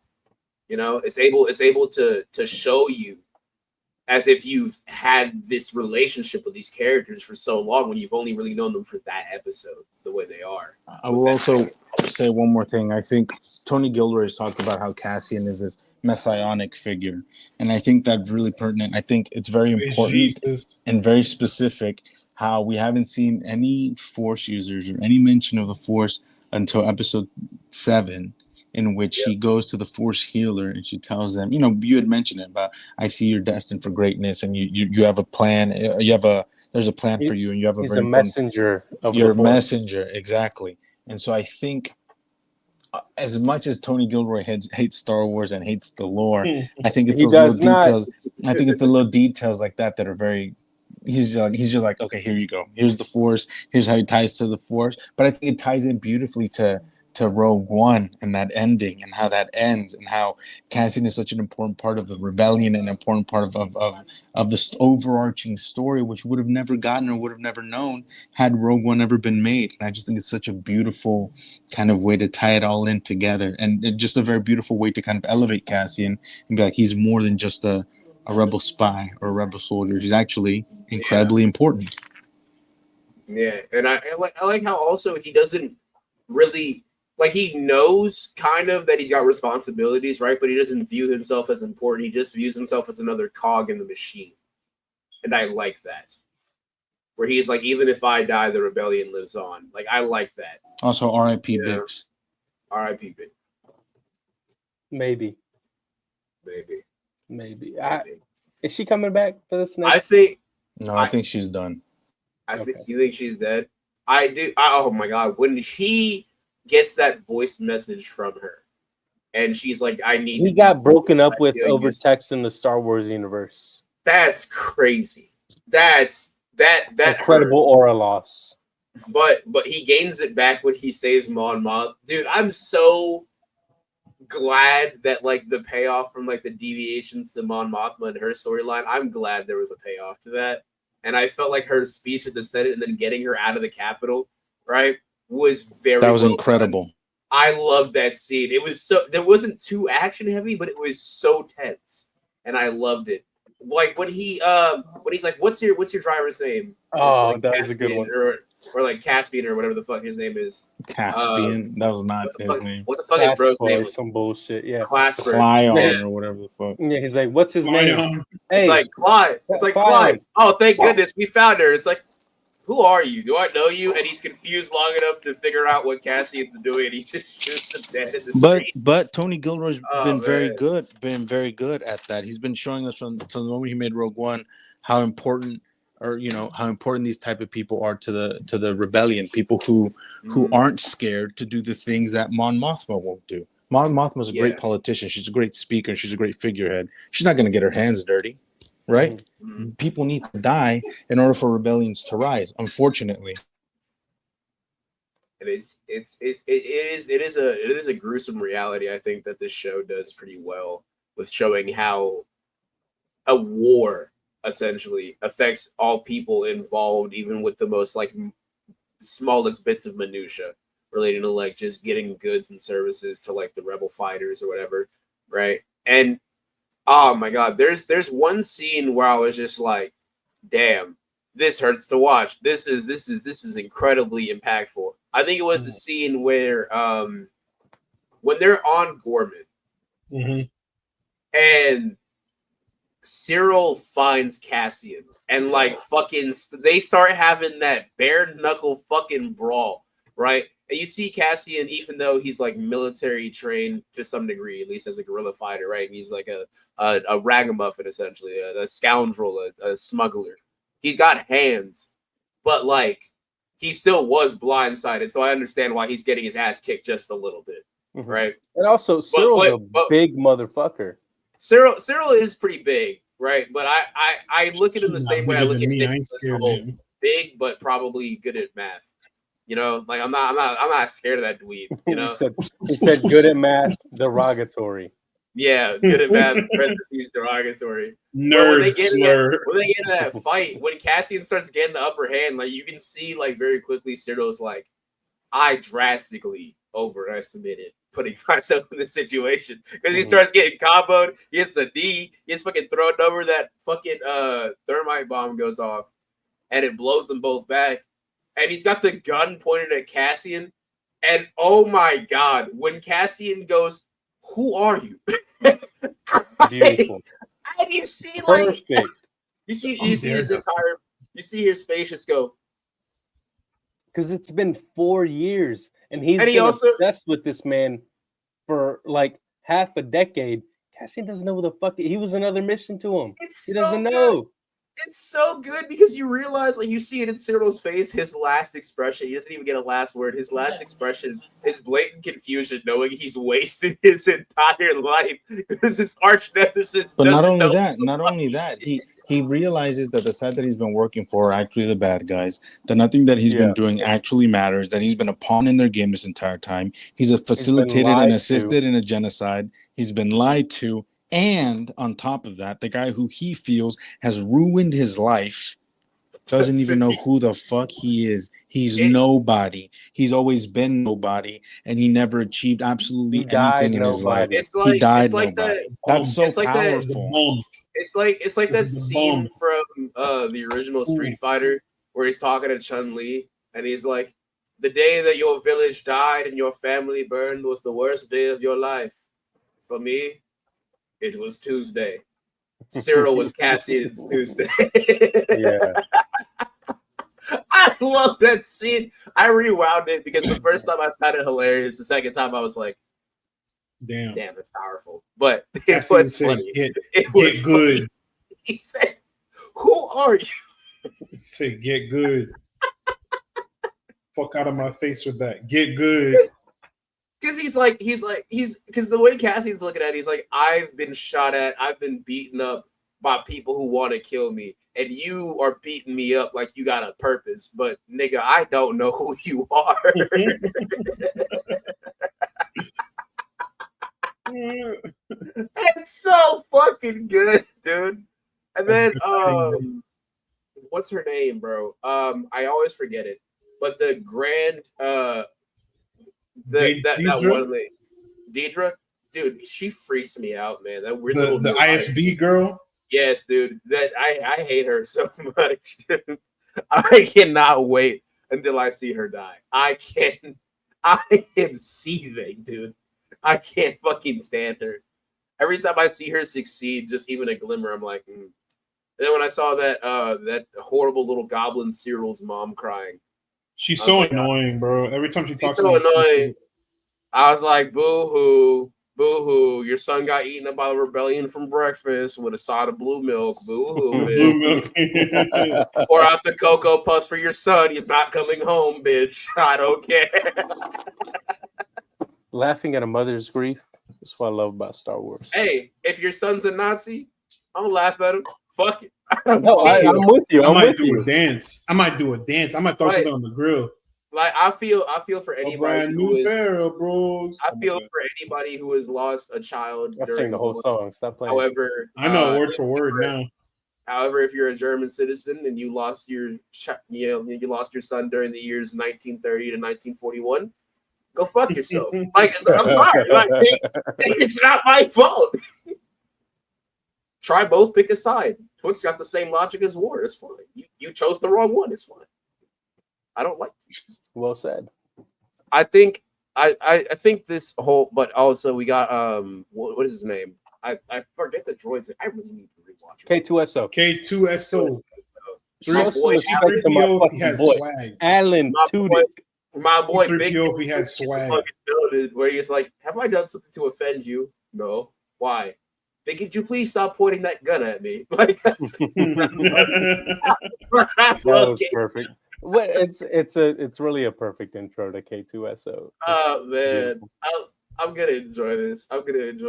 I think I might I might wait till rewatch Rogue One until after next week's finale, just so I don't hurt myself. I'm gonna rewatch it every single time. I don't care. Seeing Cassian get vaporized is gonna hurt me. It's gonna hurt my soul.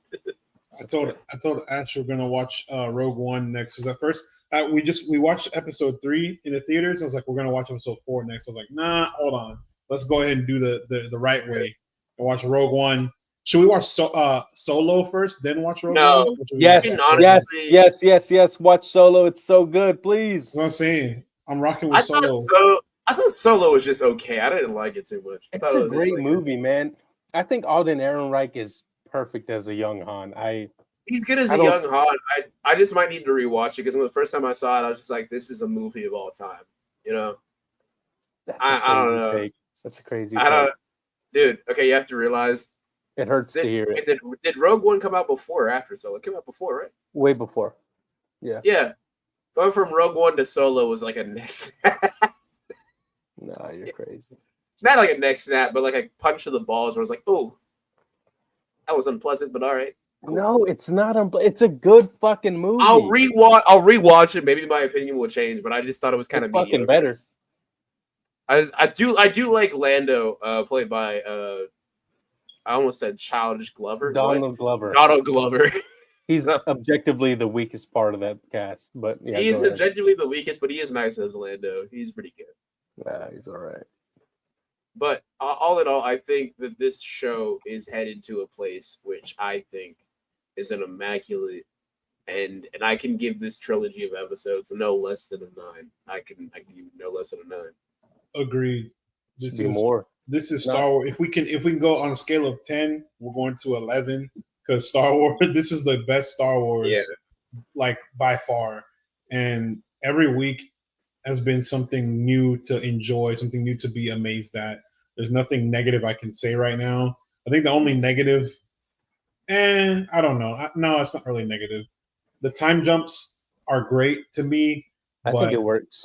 I think not knowing what's going on, it gives you room for your. It's like I said the other day. Lets your brain fill in the blanks on its own. Yeah, it's like watching the first episode of a show each week. Kind of. It's like when we watch Sinners. Everyone's like, "Oh, we need a sequel," or "Oh, we need a prequel." I'm like, no. Let your brain. Let your creativity. Thrive, bro.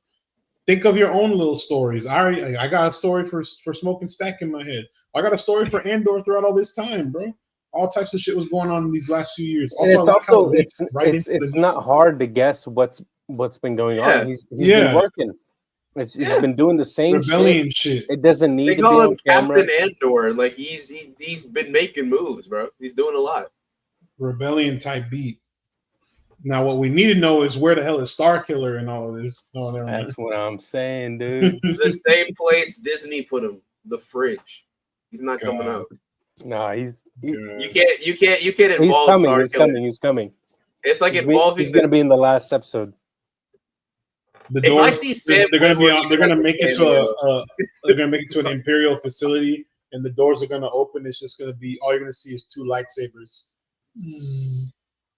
just like that. You don't understand how hard I'd come if I saw fucking Sam Witwerth, dude, using the dual sabers. That reverse grip. Look, that shit altered my brain chemistry. That shit made me think things. You know, logically they will have to nerf him, but his body awakening. I do want. Gerardo, what would you give this trilogy? What would you say? I see no flaws, man. Great writing, great acting.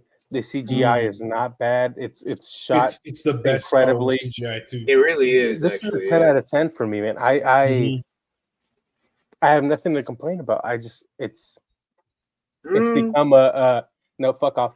It's become it's wrong. It's an incredible part of my week. You are wrong.